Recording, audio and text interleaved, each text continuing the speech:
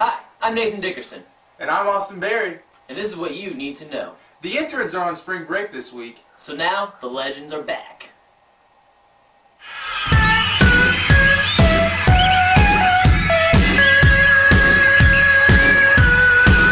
Our mission statement here at Crosspoint is to lead people to be passionate followers of Christ.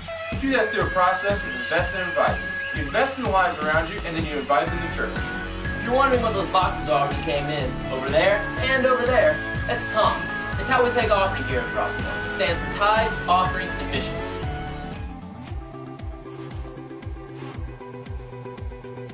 Man, what are you doing? I'm searching for eggs. What?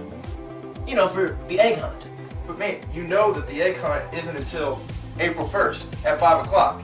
And we're still in need of candy, so if you want to drop some off at the welcome table, that'd be greatly appreciated. Hey.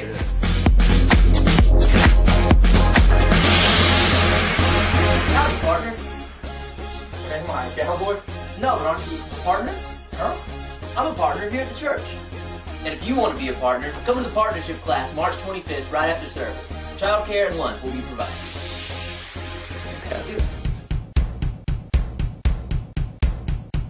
Student Takeover is tonight at 6 o'clock. So if you're in grades 6 through 12, stop by for some food, activities, and worship. Today we start a new series, Easy Jesus in the Ordinary Life. We start with part 1, the Exodus. That's all I've got for today. If you want to check out any other information, you can look it up on crosspointonline.net or download our new app. Here's a brief recap of what's going on.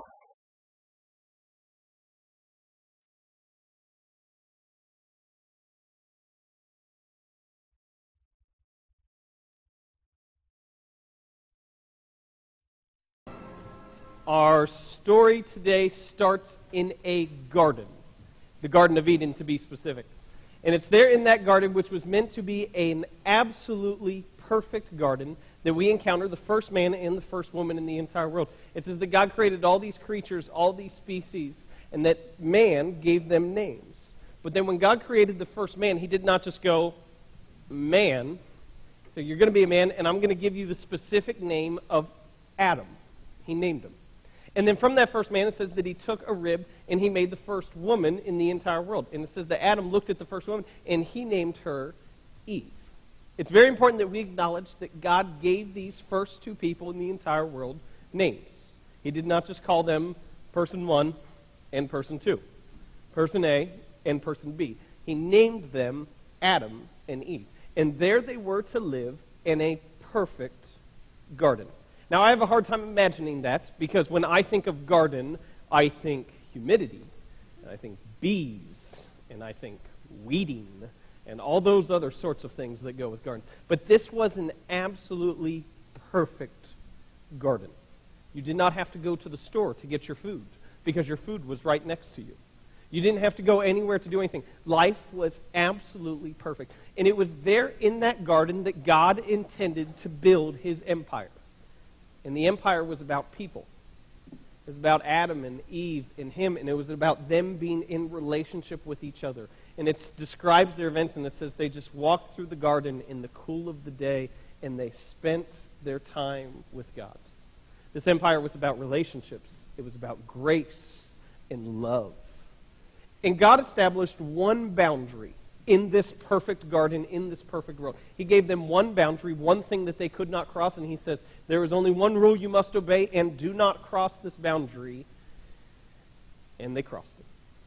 Which we shouldn't be too hard on them, because we do the same thing all the time. We say, hey, don't touch that, and we touch it.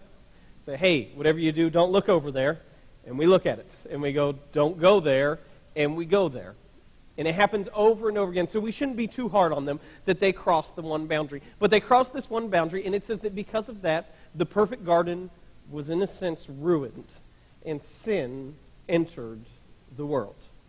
And it said that because of the results of them crossing the boundary and sin entering the world, it said that first of all, that when Adam worked, that his work would be hard. Now, because of sin did not mean that he had to work then, because work was good. God saw that work was a good thing. But he said, because sin entered the world, Adam, as you work, it's going to be difficult, and it's going to be tiring, and your work is not always going to get the results that you want, that you think you should have. And that's because you crossed the boundary. And he looked at the woman, and he said, because you crossed the boundary, He says that your childbirth and your labor are going to be painful and difficult and hard. Which I would like to add that is important that we note the scene that is familiar with in all sitcoms and movies where the lady is laying on the bed in labor, sweaty, hot, and screaming, and it always turns that she looks at the husband next to her and she grabs his hand and she screams out, "You did this to me!" It was not him. It was Eve. I like to say, blame your own kind. It wasn't us. And because sin entered the world, that was the penalty that they had to pay. And then it says this, it says that they had to move out of the garden. And then they have some sons, the third person in the entire world named Cain, and the fourth person in the entire world named Abel. And it says that the third person, Cain, grew jealous of the fourth person in the entire world. And so because of his jealousy, he does what anyone would do with no laws, with no police, with no regulations. He takes him out into a field and he murders him. This is not a good statement on our future as humans when the third person in the world murders the fourth person in the world. And it says that because of that act, this is what the Bible tells us.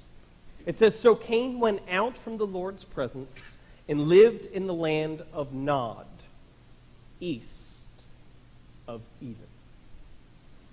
There was a perfect garden where God intended to build his empire. A garden, an empire that was about people, relationships, love, and grace. Cain is not there. He's somewhere east. Whenever you look at your life and you think, this is not good, this is hard, this is tiring, things are bad, you should think, this is not the garden God intended us to live in. It is somewhere east of that. And the story goes on, and from Eden it leads us to Babel. And the story of Babel goes like this. It starts in Genesis chapter 11. It says, "Now the whole world had one language and a common speech, as men moved eastward." Now, it is not giving us here the direction that we're moving so we could go find them. It is saying that there was a garden, and people are actually moving further away. At this point in time, they are the furthest point from God's empire and how he intended it to be than they have ever been. He's saying that God's presence was here, and they are as far away as they have ever been in human history. And they moved eastward. They found a plain in Shinar. Go back, I don't remember the rest. And settled there. And it continues. It says, "They said to each other, 'Come, let's make bricks and bake them thoroughly,'" which was a new technology at that point in time. It says they used brick instead of stone and tar for mortar. It says, "Then they said, 'Come, let us build ourselves a city with a tower that reaches to the heavens so that we may make a name for ourselves.'" They go, what? They said, "Let's build a tower so that we may make a name for ourselves." And we should ask why. Because God had already named them. Didn't just say person 1, person 2, man A, woman A, Adam and Eve. God had already named them. And all of a sudden, as they move away from God's presence, as they move away from God, how it intended the world to work, it says they felt the need to make a name for themselves. And so it says that God confused their language and scattered them. And at this point in time, these two chapters set up the story that is going to continue on for centuries, even to this very day. This is the story that starts with Eden and Babel. How it starts in Eden is simple. It's God wanted to create an empire.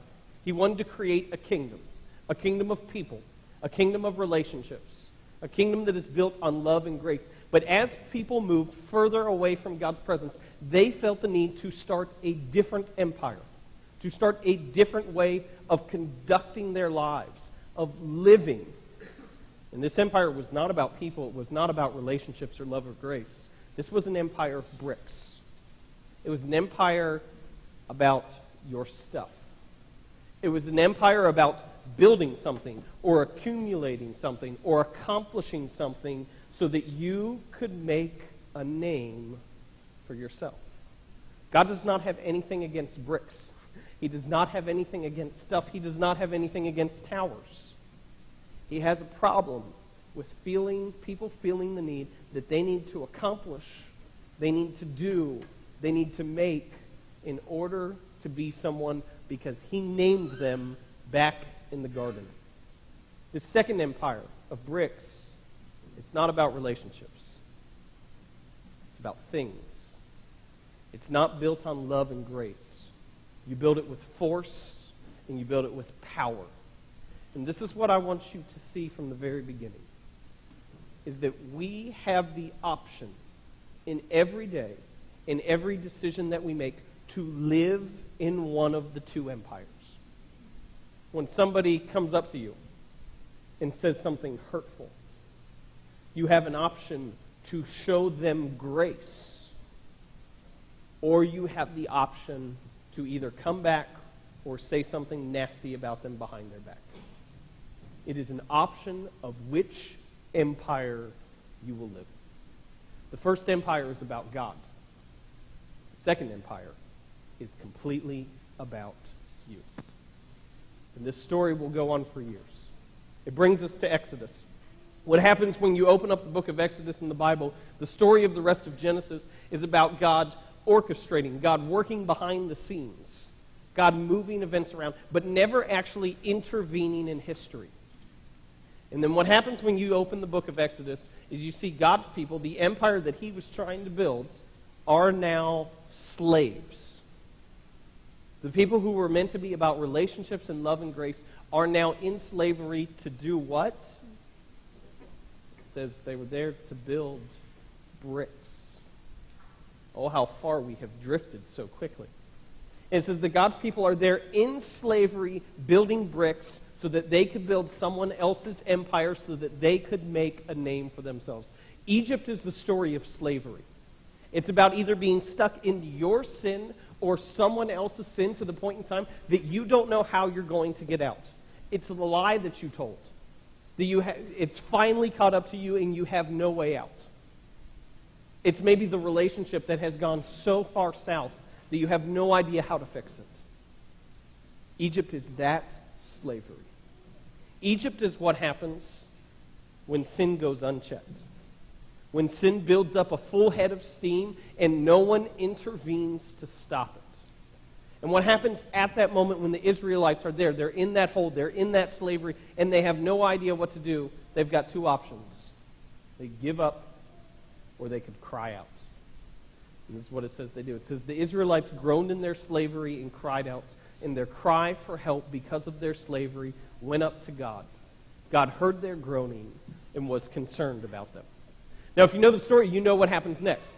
It's not God heard their groaning, God heard their cry for slavery, and they were out.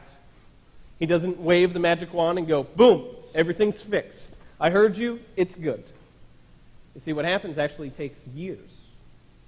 God raises up some people and calls some people. He positions some events. He works some behind the scenes. Other times he intervenes directly. And what happens is that God eventually, not right away, but God eventually leads them out. They gave a cry for help out of oppression, and God heard their cry. God always hears your cry for help. It doesn't mean it gets fixed right away, but God always, always hears your cry for help. And this is how the Israelite story goes. They are led out of slavery, and God's going to bring them to another place. But at that point in time, before we get to the next place that he brings them, this is what their story would have looked like. This is real simple, one sentence.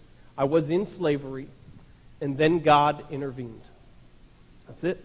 They were stuck. They were in that hold. They had no way to get out on their own, and they were in slavery, and then all of a sudden God intervened. This is the sentence structure that you should remember, because this is the story of your life. And it goes like this. I was blank, and then God blank. I was addicted, and then God healed me. I was broken, and then God made me whole. I was lost, and then God showed me hope. I felt worthless, And then God showed me how much value I actually have.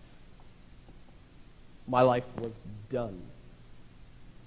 And then God showed me how much more I have to live for. This is the story of your life. I was blank, and then God did something. And God leads them out of slavery in what's called the Exodus, the going out. And he doesn't just go, okay, great, you're no longer slaves. Well, who for you? That's fantastic. He actually leads them to another place, and he's going to begin to reestablish his empire. He leads them to a place called Sinai. And there at that mountain, he gathers all his people around, and he says this to them. It's incredible. Now, if you obey me fully and keep my covenant, then out of all nations you will be my treasured possession. Although the whole earth is mine, you will be for me a kingdom of priests.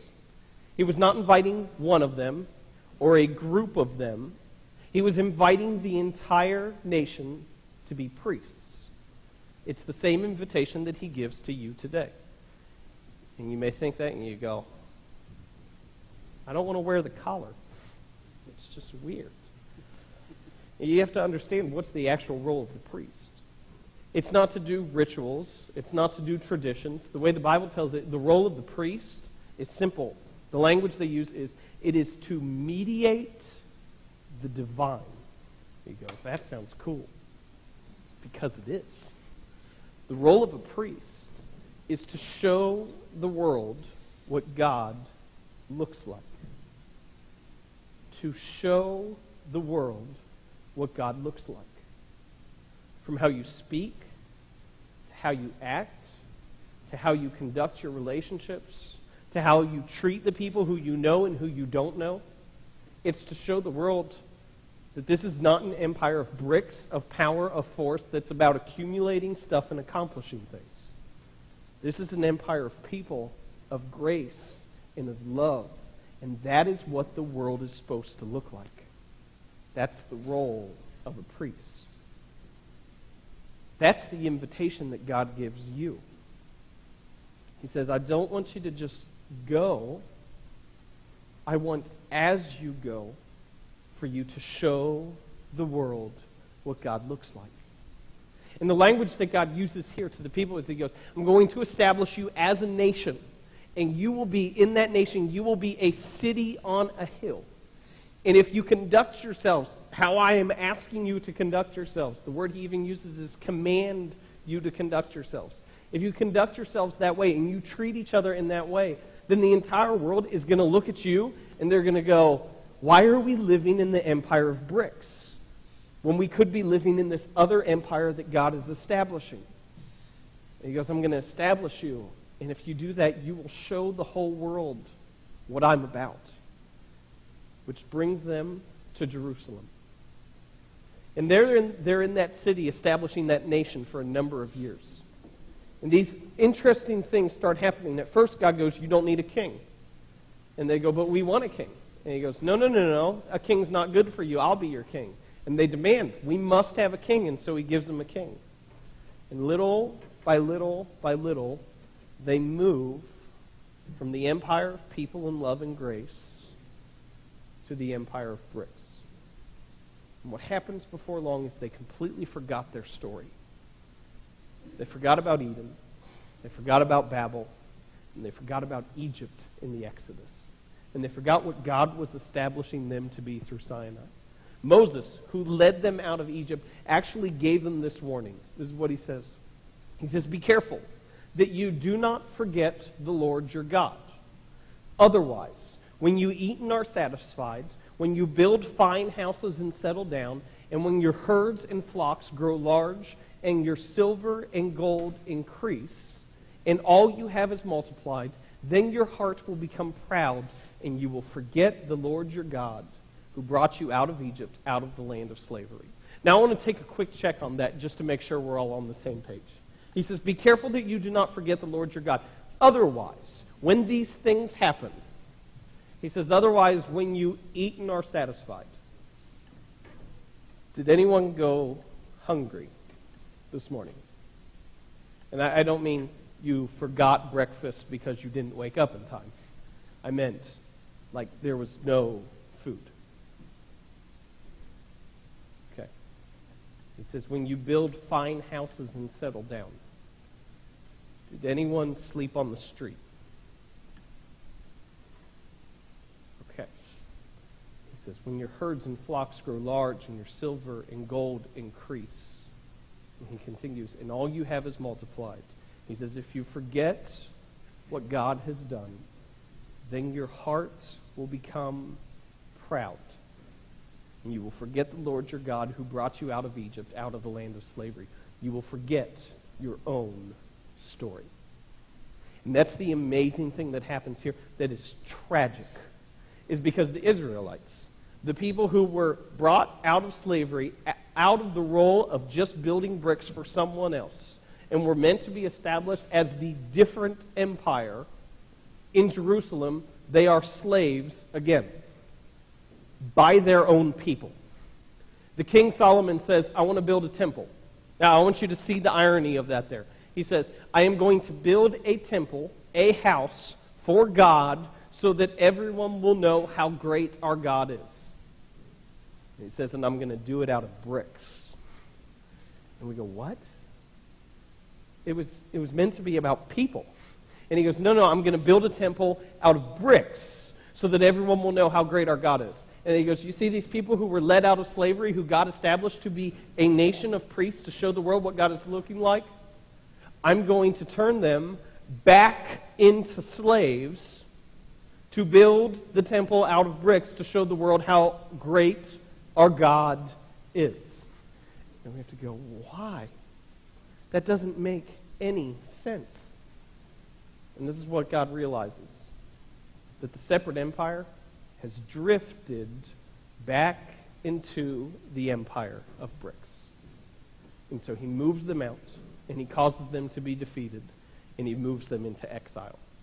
First in Babylon, and then in Rome. And it's not for punishment, and that's important to note. It's not for punishment. It's not you did bad, and so you get spanked because you did bad. It is, I'm doing this to correct you. It's for discipline. And those are completely different things. It's for discipline because he wants to restore them back. This is the story of the Old Testament, from Genesis to Malachi. The story has these chapters: Eden, Babel, Exodus, Sinai, Jerusalem, and exile. And we look through that and we go, okay, that was a nice story, I guess. Why does it matter? Well, two reasons. First of all, this is your story. And I don't even just mean here that if you're a follower of Christ, this is part of your history. My guess is that your story looks very similar to this story. We could retitle the chapters like this and have the same meaning. Perfection, rebellion, deliverance, restoration, rejection, and discipline. Perfection, rebellion, deliverance, restoration, rejection, and discipline. This is my guess. My guess is that if you look at the stories of your life, no matter how young or old you are, your story has some similar chapters. It may not have every chapter exactly the same, but my guess is that your story has similar chapters. You probably went through the same periods of where God established you, and then maybe you got caught up in your own sin or someone else's sin. God maybe even delivered you, and you kind of did this, okay, I'm going to do it right. I'm excited about this. I'm going to do everything I'm supposed to. And then before long, you forgot your own story. And you were right back where you were before. I was talking to some friends about some mutual people who we knew, and they were concerned about them. They were concerned about their lives and where they were going. And if I could put it in a different language that says the same thing, they were concerned that they were no longer living for the empire of people, but they were living as part of the empire of bricks. And they were wondering what was going to happen. And I said simply, when their life falls apart, they'll turn back to God. Because that's what everybody does. And we run through those same chapters. And we kind of get stuck on the sequence of rebellion, deliverance, restoration. And then we go right back to rebellion. And that's the sequence of our life. Rebellion, deliverance, restoration. Rebellion, deliverance, restoration. It's, I'm going to go against God's empire and live for myself. God will deliver you out of your slavery, out of your sin, because you have no idea how to get out of that hole yourself. And then when he restores you, you forget your own story, and you do the same thing again. The important thing that we must be very, very aware of is that if we forget our story, and this does not just mean your own personal story. If you forget the story of the Bible, your heart will become proud. And you'll do the same thing over and over and over again. But the story has incredible significance for us now for a second reason, and that has to do with where our church is at in its history. A couple months ago now, I believe, we got up in front of you and we said that when we first started meeting here in the school, that it was meant to be a temporary thing. And we've been here for over a year and a half now, and the school has asked us that come this summer that we find another place to meet. And they've been very gracious with us and kind with us to meet during this time. And we said, okay. And so we got up in front of you and said, we're looking for a new location. And then about a week or two after that, we said out of all the locations that we've looked at, we found one that we've kind of narrowed in on, that Highland Christian School, which is down the hill right past Pasquale's if you're driving that direction. We said they have a large storage area on the side of the school that is completely open, that they would be willing to rent out to us if we would renovate it. And then we made that announcement, and we have said nothing since. And I want to tell you why we have said nothing since. Because not much has happened. It has moved very, very slow. And if you know me at all, you know I do not like to move very, very slow. And I just want to give you an update and then show you why this matters for the story that we're talking about today. At this point in time, we have spent $5,000 for building plans, and we've worked that out either at the end of this past week or at the start of this next week. I'm not quite sure when it is going to happen or when it happened. We are submitting those plans to Frankfurt for approval. It takes anywhere between 4 to 6 weeks for those plans to be approved where we can start construction. In that period of time, we are working on a number of things, lining up bids for contracts, getting pre-approved for a loan, finalizing the lease with the school, and doing a number of other things along the way. We have a building committee established. I am not on that committee because I do not know how to build anything. I built a doghouse once, and Bethany broke it because it was so terrible. And so I am not there. Jen Boone is actually leading up our building committee. This is a preview of the drawings that we have together. I don't know if that makes sense to you at all, what you're looking at. On the just above the drawing, so you can understand, is a whole hallway with 7 different classrooms, and then this whole area to the what is your left that we're not showing you, that is where the existing school is and all the facilities that they have. I'm very excited about this. For the kids area, it can hold many, many people. Our kids meet in the cafeteria and up in the library. Some Sundays we have over 60 kids, which if you have never been up there while that is happening, you need to know that is a lot of kids for the area that we have. We joke, where is he? Bob Musson counts for us on Sunday mornings. If you don't know Bob, he usually kind of hides out over there somewhere. We joke his count is always off on the kids, and we think it's because they move too fast for him, that there's so many around. On any Sunday morning, we can handle holding about 300 people in this building for a service, which we have had multiple times. In this new facility for a service, we will be able to hold around 700 people for any individual service. And so I say that as I am very, very excited about this.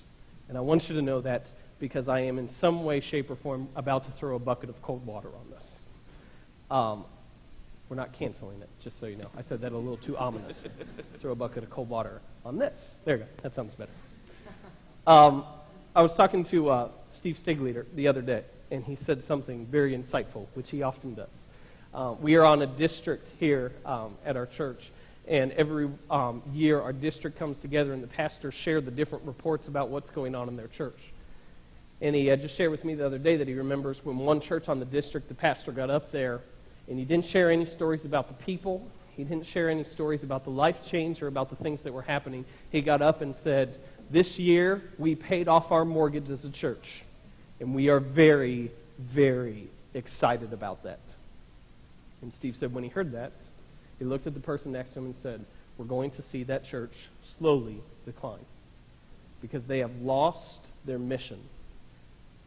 In a word, he's saying, they started living for the empire of bricks, and they made it about stuff. I want you to understand something. We cannot afford to let that happen to us. You cannot build a church with bricks. You can only build a building with bricks. By its very definition, a church is made of people. And I want you to understand something. I love our church. And that's very important because you need to know lots of pastors do not love their church. And we gather together and they go, my people did this and my people did that and you're not going to believe what happened. And I sit at those tables and they look at me, kind of the group together, we're all complaining, what are you going to complain about? And I went, this waffle is crispy. Because that's about all I have to say at that point in time. I want you to understand, I love getting together, whether it's small groups, whether it's meetings, whether it's just hanging out, or whether it's here on Sunday morning. I like talking to you. I like hanging out with you. We tell jokes, and we laugh. I tell jokes, and you sometimes laugh. Oftentimes not. But I just want you to know, I love what's happening. And you need to know, I have no belief whatsoever that this thing with our new building is not going to work out. In fact, I'd say every single sign points to even more and more positive that people are excited about it. People inside and outside the church. I want you to know if for some reason it doesn't work out, and let's say summer comes and we can't meet here anymore, and let's say just by chance no other building is opened, we will meet in a field or a park or a parking lot, or you can all come over to my house. And I am dead serious about that because what we have going on here is so good. And it's not about the stuff that we're building or the things that we're accumulating. It's an empire of people, of relationships, of love and grace. And that is so incredibly significant. I want you to know that as this building stuff comes through, we share this information with our partners first. If you are not a partner, it is our version of membership here at Crosspoint. In order to become a partner, we ask that you agree to a couple things and go through a class. We are actually holding that class next week, right after church. They announced it in the welcome video. The class is 2.5 hours long. The glass group that we took through, they thought we were joking. They were, really? 2.5? Yeah, it's really, but it's only one time. You just have to go through it once. And we even feed you. And if you have kids, we will watch them. And so you have no excuse not to come. And we share whatever information we know. We send it to them first, and then we bring it before you on Sunday morning. And I want you to know from here on out, as this stuff goes along, if you don't hear anything, that means nothing has happened. When something happens, we will tell you. We will tell the partners first. We send an email out so they all know, and then we'll announce it here on Sunday morning. But this is what I want to leave you with here. This discussion of empires. Is there are two empires. There's an empire of people. It's about God. It's about relationships and love and grace. And there's an empire of bricks.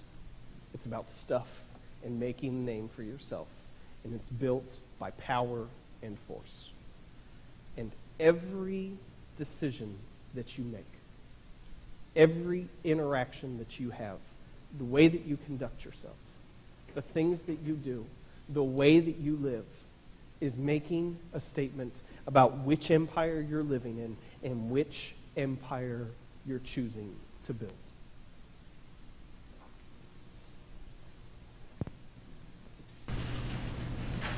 I really need to get a good grade in this class.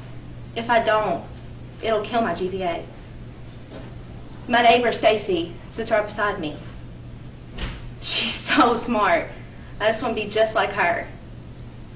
How can I try so hard and study all night long and it turned out to be nothing? I really tried, I really did. But I can't do it anymore. I must say, I cheated on this test. I just did it.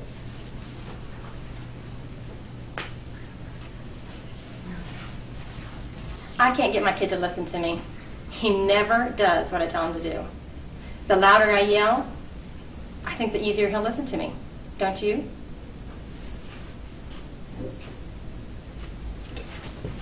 I'm ready to have kids, but my husband thinks we should wait a while. I don't know what we're waiting on. I mean, what if it takes us a long time to get pregnant? I think I'm going to quit taking my pill. I mean, he won't even know.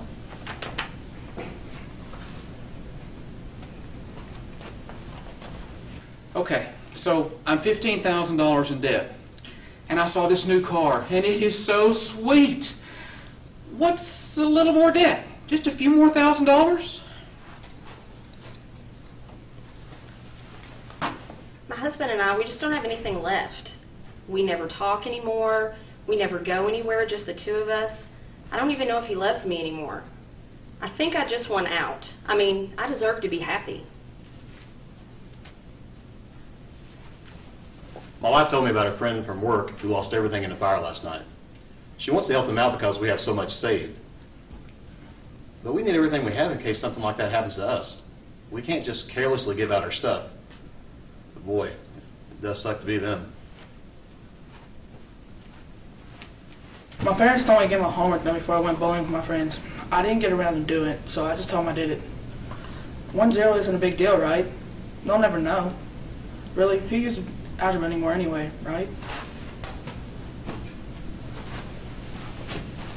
I've put in 80 hours this week at work. My wife wants me to come home and spend time with my children and play a game with them. Doesn't she know how hard I work for the family? Doesn't she know everything I do is for them?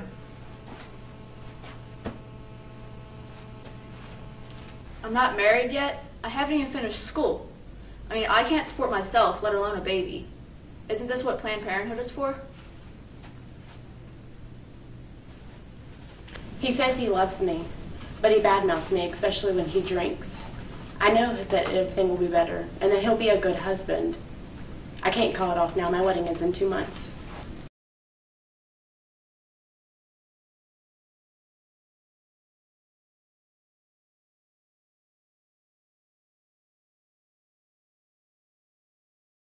So I hope you've seen, as we've been talking about these two empires, that they kind of have coexisted for a really long time.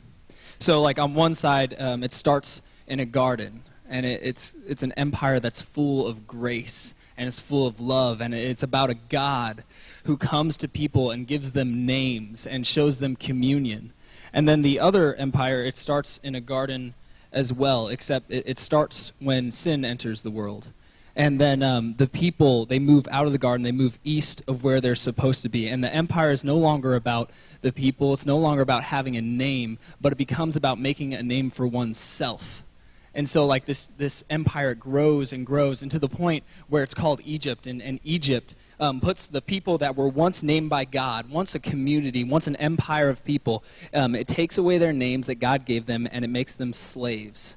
And that's what Egypt does. That's what this empire does. And back and forth and back and forth. You have to know that these two empires will always be raging on against each other. And I think you know, like in your life, where people have lived to make empires out of brick instead of making empires out of people. Like you have areas of your own life where you have wanted to make empires out of brick, where you've cared about yourself, where you've cared about your own needs, your own wants, your own desires, instead of looking to what helps God's plan out, or what helps everyone else around you, and how you help out the empire of people.